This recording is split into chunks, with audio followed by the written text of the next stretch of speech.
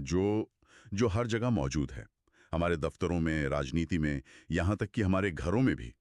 ये एक ऐसी चीज़ है जो शहद जैसी मीठी लगती है, लेकिन जिसका असर किसी धीमे जहर से कम नहीं होता। हम बात कर रहे हैं चापलूसी की, और हमारे सामने साहित्यकार और पत्रकार अजामिल का एक बहुत ही दिलचस्प लेख है।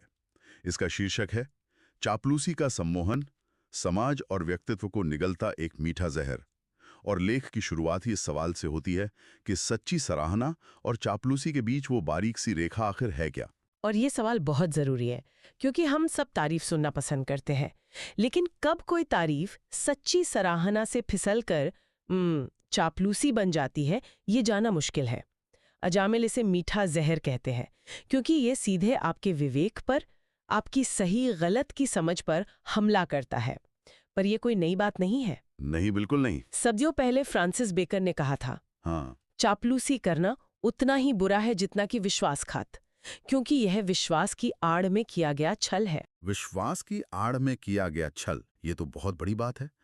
तो आज हम अजामिल के इस लेख के सहारे इसी माया जाल को समझने की कोशिश करेंगे। हम ये देखेंगे कि चापलूसी काम कैसे करती है, इसका समाज पर क्या असर होता है, और सबसे जरूरी, इससे बचा कैसे जाए। बिल्कुल। हमारा मकसद सिर्फ ये बताना नहीं है कि चापलूसी बुरी है, ये तो सब जानते हैं।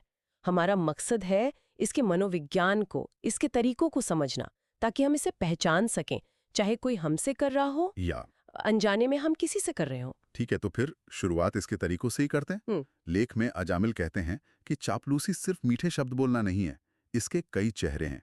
यह एक कला की तरह है जिसके अलग अलग औजार हैं। हाँ, और उन्होंने इसे 3 मुख्य प्रकारों में बांटा है। पहला है अतिशयोक्ति, यानी किसी छोटी सी बात को बहुत बढ़ा चढ़ाकर पेश करना। ये चापलूसी का सबसे आम रूप है। मान लीजिए किसी मैनेजर ने मीटिंग में एक ठीक-ठाक सा प्रेजेंटेशन दिया। अब एक सामान्य सहकर्मी कहेगा, अच्छा प्रेजेंटेशन था, पॉइंट्स क्लियर थे। लेकिन चापलूस क्या कहेगा? वो कुछ और ही कहेगा। वो कहेगा, सर ये प्रेजेंटेशन नहीं, एक विजन था। जिस तरह आपने डेटा को कहानी में पिरोया है, वो तो कोई जीनियस ही कर सकता है। हम सब धन्य हो गए। हाँ हाँ, बिल्कुल। मतलब काम की तारीफ नहीं, इंसान को सीधे भगवान बना देना। ये तो हर दफ्तर में देखने को मिलता है। पर मुझे लगता है कि दूसरा वाला प्रकार इससे भी ज्यादा खतरनाक है, जिसे लेख में स्वार्थ केंद्रित चापलूसी कहा गया है। ये वो लोग हैं जो किसी पद या फायदे के लिए अपनी पूरी शख्सियत ही बदल देते हैं। सही पकड़ा आपने।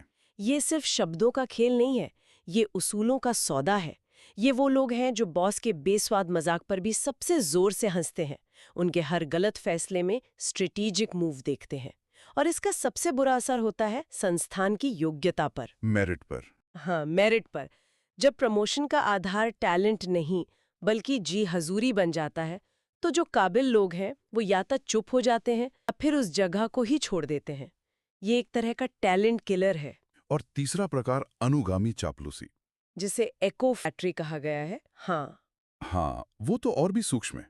मतलब किसी की हर बात में हाँ मिलाना, उसकी परछाई बन जाना। और ये नेतृत्व को अंधा कर देता है। सोचिए, अगर कोई लीडर ऐसे लोगों से घिरा हो जो उसकी हर बात पर सिर्फ वाह क्या बात है कहते हैं, तो उसे अपनी गलतियों का एहसास कैसे होगा? वो एक ऐसे इको चेम्बर में कैद हो जाता है जहां उसे सिर्फ अपनी ही आवाज सही लगती है। उसे लगता है कि वो कभी गलत हो ही नहीं सकता। लेकिन एक सवाल है, क्या ये तरीके हमेशा काम करते हैं? कई बार तो चापलूसी इतनी साफ साफ दिखती है कि मजाक उड़ाने का मन करता है। फिर भी लोग इसके जाल में फंस क्यों जाते हैं? बहुत अच्छा सवाल है। इसका जवाब हमारे मनोविज्ञान में छिपा है। हम सब अपने बारे में अच्छा महसूस करना चाहते हैं। चापलूसी हमारे अहंकार को, हमारे ईगो को सहलाती है।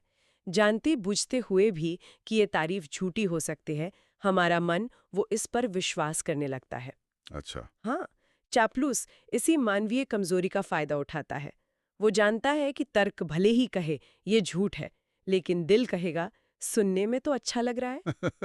तो असल में ये 3 हथियार हैं। पहला, आपके काम को नहीं, आपको भगवान बनाना। दूसरा, आपकी कुर्सी के लिए अपनी आत्मा बेचना। और तीसरा, आपकी परछाई बन जाना ताकि आप अपनी ही गलतियों से अंधे हो जाएं। हाँ, बिल्कुल। ये तो एक पूरा विज्ञान है। और जब हम इतिहास को देखते हैं तो लगता है कि इस विज्ञान ने बड़े बड़े साम्राज्य डुबो दिए हैं। ये सिर्फ दफ्तर की कहानी नहीं है। बिल्कुल नहीं। इतिहास गवाह है कि तलवार से ज्यादा घातक शब्द साबित हुए हैं। हमारे अपने महाभारत में इसका सबसे बड़ा और दुखद उदाहरण मिलता है। अच्छा, आप धृतराष्ट्र और शकुनी की बात कर रहे हैं। उसे आप चापलूसी की नजर से कैसे देखती हैं? देखिए, धृतराष्ट्र शारीरिक रूप से तो अंधे थे ही, लेकिन शकुनी की चापलूसी और दुर्योधन के प्रति उनके मोह ने उन्हें विवेक से भी अंधा कर दिया था। सही बात है। शकुनी ने दुर्योधन के हर पाप को एक जायज कदम की तरह पेश किया। जब दुर्योधन ने पांडवों को जुए में छल से हराया, तो शकुनी ने उसे राजनैतिक चातुर्य कहा। जब द्रौपदी का चीरहरण हुआ, तो उसे शत्रु का अपमान बताकर दुर्योधन की पीठ थपथपाई। शकुनी ने कभी ये नहीं कहा, बेटा तुम गलत हो। उसने हमेशा कहा, मेरे वीर भांजे, तुम ही सही हो, बाकी सब मूर्ख हैं। यानी उसने दुर्योधन के अहंकार की आग में घी डालने का काम किया। उसे कभी अपनी गलती देखने ही नहीं दी। और यही चापलूसी का सबसे खतरनाक रूप है। वो आपको आपकी कमियों से प्यार करना सिखा देती है। और नतीजा क्या हुआ? एक ऐसा विनाशकारी युद्ध जिसमें पूरा का पूरा वंश समाप्त हो गया। यहाँ शकुनी की जी हजूरी किसी भी सेना से ज्यादा घातक साबित हुई। ये तो बहुत गहरा विश्लेषण है। एक और कहानी जो हम सबने सुनी है और जिसका जिक्र लेख में भी है, वो है सम्राट का नया लिबास। हाँ, दो ठग एक राजा को ऐसे कपड़े बेचने आते हैं जो कहते हैं कि सिर्फ बुद्धिमानों को दिखते हैं। हाँ, और वो कहानी आज की कॉर्पोरेट और राजनीतिक जगत पर एकदम सटीक बैठती है। सोचकर ये हंसी आती है। पूरी की पूरी सभा झूठ बोल रही है। कोई मंत्री ये मानने को तैयार नहीं कि उसे कपड़े नहीं दिख रहे, हाँ, क्योंकि ऐसा कहने का मतलब होगा खुद को मूर्ख मानना या अपने पद के लिए अयोग्य मानना। तो सब होड़ में लग जाते हैं। वाह महाराज, क्या शानदार रंग है, ऐसी कारीगरी तो पहले कभी नहीं देखी। सब एक दूसरे से बढ़कर चापलूसी कर रहे हैं। और राजा भी इसी जाल में फंस जाता है।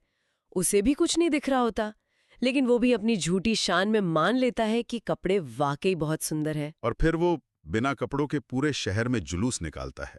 जब तक कि एक छोटा बच्चा भीड़ से चिल्ला नहीं पड़ता, अरे राजा तो नंगा है। बिल्कुल। आज भी यही होता है। कोई नया प्रोजेक्ट लॉन्च होता है जिसके बारे में टीम में सब जानते हैं कि वो बुरी तरह फेल होगा, लेकिन सीईओ के सामने कोई मुंह नहीं खोलता। सब कहते हैं, सर क्या कमाल का आइडिया है, ये तो गेम चेंजर साबित होगा। और वो बच्चा, यानी वो नया ट्रेनी जो सच बोलने की हिम्मत करता है, उसे टीम प्लेयर नहीं है या नेगेटिव इंसान है का टैग लगाकर चुप करा दिया जाता है। ये कहानियां तो हजारों साल पुरानी हैं, लेकिन आज भी ये उतनी ही सच्ची लगती हैं। मुझे लगता है कि दफ्तरों में आज भी शकुनी और नंगे सम्राट घूम रहे हैं, बस उनके रूप बदल गए हैं। तो आज के समाज पर इसका असर हम किस तरह से देखते हैं? इसका असर बहुत चुपचाप और धीरे धीरे होता है। इसीलिए लेख में इसे साइलेंट प्रहार कहा गया है। इसके दो सबसे बड़े और विनाशकारी प्रभाव है। पहला, जैसा हमने पहले भी बात की, योग्यता का पतन। हाँ, मेरिट का पतन। जब प्रमोशन और पहचान का पैमाना काम की गुणवत्ता न होकर चापलूसी की कला बन जाए, तो एक जहरीला माहौल बनता है। जी। जो लोग वाकई काम करते हैं वे धीरे धीरे निराश होने लगते हैं। उन्हें लगता है कि मेहनत करने का क्या फायदा, जब आगे तो वही बढ़ेगा जो बॉस की चापलूसी करेगा। मैंने ये खुद देखा है। एक प्रतिभाशाली सहकर्मी जो हर प्रोजेक्ट में जान लगा देता है, लेकिन उसे वो पहचान नहीं मिलती, और एक दूसरा व्यक्ति जो काम तो औसत करता है, लेकिन बॉस के साथ गोल्फ खेलने से लेकर उनके हर फैसले की तारीफ करने में सबसे आगे रहता है, वो साल का बेस्ट एम्प्लॉई बन जाता है। इससे पूरी टीम का मनोबल गिरता है। बिल्कुल। और दूसरा असर जो शायद इससे भी ज्यादा खतरनाक है, वो है सत्य का पतन। चापलूसी के कल्चर में सच बोलना एक अपराध जैसा बन जाता है। इसे विरोध, अनादर या बदतमीजी का नाम दे दिया जाता है। सही कहा। जो व्यक्ति अलग राय रखने की हिम्मत करता है, उसे सिस्टम से बाहर करने की कोशिश की जाती है। सच कड़वा नहीं बल्कि खतरनाक लगने लगता है। और इसी से शायद वो अति आत्मविश्वास का जाल बनता है जिसकी बात लेख में की गई है। जब कोई लीडर सिर्फ अपनी तारीफ ही सुनता है तो वो खुद को अजेय समझने लगता है। हाँ, और ये एक बहुत बड़ा मनोवैज्ञानिक जाल है। लगातार झूठी प्रशंसा सुनने वाला व्यक्ति धीरे धीरे जमीन से कट जाता है। उसे अपनी असलियत दिखनी बंद हो जाती है। उसे लगने लगता है कि वो कोई गलती कर ही नहीं सकता। और इतिहास गवाह है कि जब भी किसी लीडर ने खुद को अचूक मान लिया, उसके बाद उसका पतन निश्चित हो गया। क्योंकि यही अहंकार, हाँ, यही अहंकार उसे ऐसे फैसले लेने पर मजबूर करता है जो न सिर्फ उसके लिए बल्कि पूरे संगठन या देश के लिए घातक साबित होते हैं। वो सलाह सुनना बंद कर देता है और सिर्फ आदेश देना शुरू कर देता है। ये तो वाकई एक सामाजिक बीमारी लगती है। तो अगर ये इतनी गहरी समस्या है तो क्या इसका कोई इलाज है? क्या इस मायाजाल से बाहर निकलने का कोई रास्ता है? ऑथर अजामिल अपने लेख में कुछ समाधानों की ओर भी इशारा करते हैं। हाँ, और अच्छी बात यह है कि ये समाधान बहुत मुश्किल नहीं बल्कि बहुत व्यावहारिक है। लेख में 3 एंटीडोट यानी इस जहर की काट बताई गई है।